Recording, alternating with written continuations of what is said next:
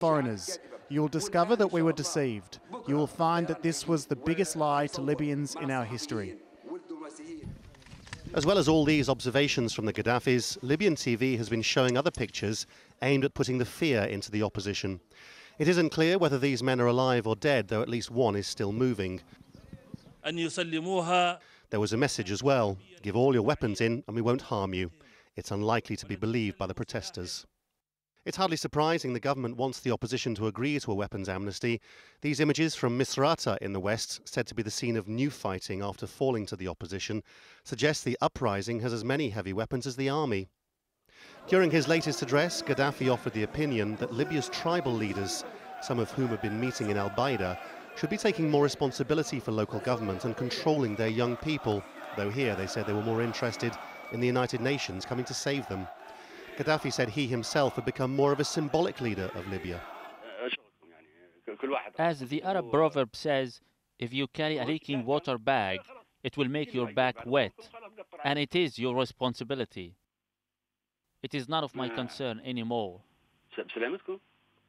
This was an address different in tone and content to his speech of Tuesday night. Wishful thinkers might hope it sounded almost valedictory. Or perhaps in arguing that he isn't really leader and therefore isn't in charge, it was simply a denial of responsibility. May peace be on Zawiya and its people. Lawrence Lee, Al Jazeera. A prayer for those who died in the name of freedom. These are tribal leaders and representatives of eastern Libya, meeting to denounce the government of Tripoli and trying to forge their way ahead. Presiding was former Justice Mustafa Abdel Galil, who resigned soon after the revolt began. We want one country. There is no Islamic Emirate or Al-Qaeda anywhere. Our only aim is to liberate Libya from this regime and for the people to choose the government they want.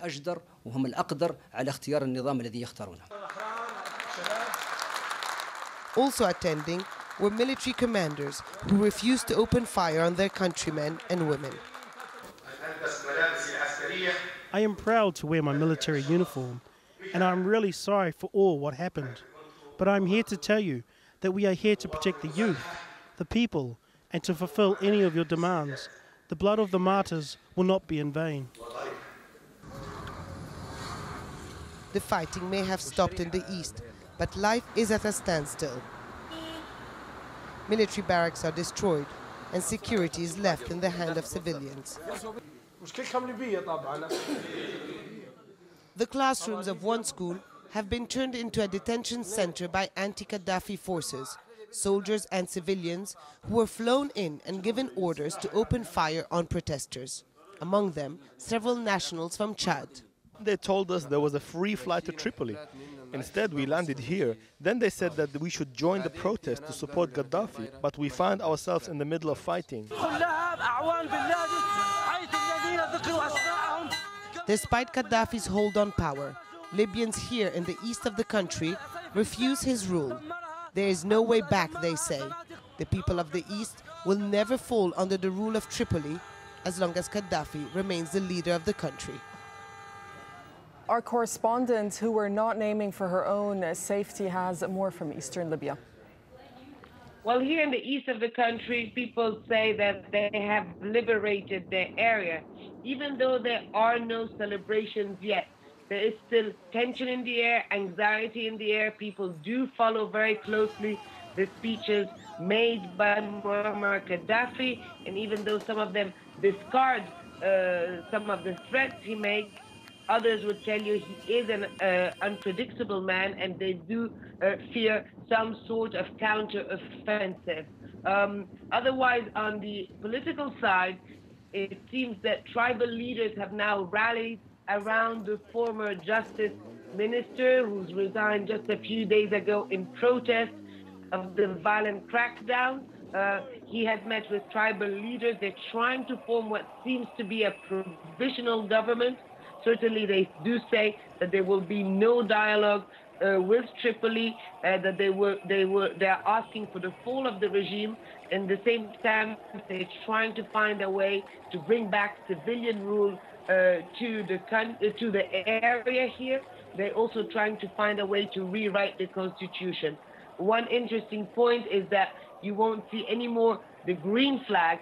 That was the flag that represented, that came to Libya when Muammar Gaddafi became the leader, but rather now you do see the pre-Gaddafi era flag, and that is the monarchy flag. While Libya's capital, Tripoli, remains on lockdown, more video is emerging of just how much control Muammar Gaddafi's lost in the east of the country. Jubilant protesters have been showing the media what they've managed to seize in the city of Shahat. That's a region with a long history of resistance. Here's Dan Nolan. Sitting atop seized army tanks, firing automatic weapons. These men are celebrating a war that hasn't yet been won. Like most of Libya's eastern cities, Shahat is now controlled by the people.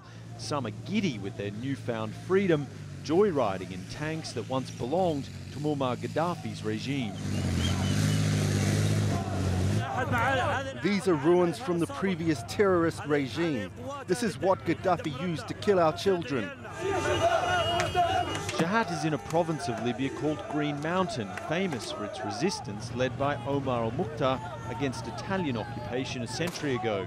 Media reports now emerging from Shahat and nearby Al-Baida say peaceful protests on February 17 were met with live fire from Gaddafi's troops.